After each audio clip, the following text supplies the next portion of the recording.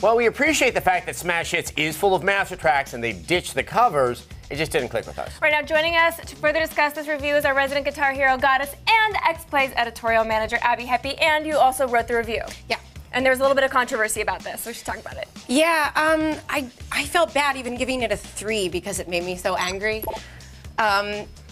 It's kind of the first game that doesn't do any sort of innovation to the Guitar Hero series. I'm not sure why it couldn't all be downloadable content. In fact, I even think they screwed a bunch of things up. So.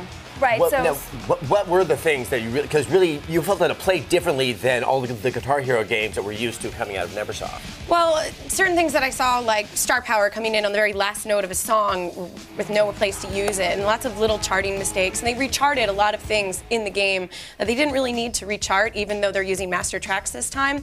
And, you know, I can't really give a good recommendation of why someone would play this game. It doesn't connect to the World Tour, so if you're a new user, you can't get any of the DLC for the game.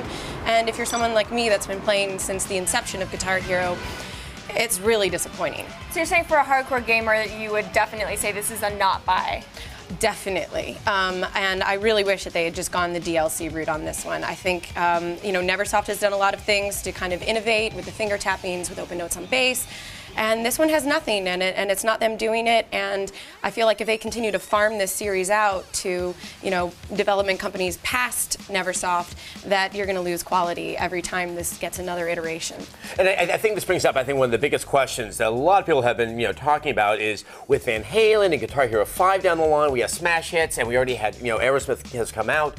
Are we seeing the Guitar Hero franchise being beaten to death, really? I think to some extent, yes. I really actually liked Metallica. I thought it was a pretty good, you know, entrance into the series. But then you have something like this that changes a lot of things that shouldn't be changed. That's not really offering you anything new. I think as long as they continue to kind of innovate and add something to the series, then it's perfectly fine to do more standalone. But if you're going to do a game like this, it has to be DLC. So why did we end up giving it a 3? Why did you think that was the right score? You know, because I realize that not everybody plays on the same level that I do. Oh, how generous of you. Yeah, right? And, but, you know, there's a lot of things that people, and especially with the charting, right, that people aren't going to notice if they're not playing on higher difficulties. And it still is a really great collection of songs. Unfortunately, I think a lot of good things like Misery Lou and stuff get left out because you're doing a full band experience now.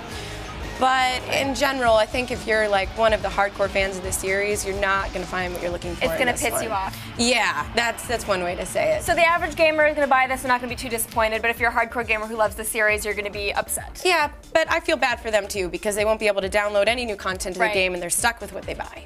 That's bogus. All right, Abby, thank you for coming by. We're going to send it over to Blair.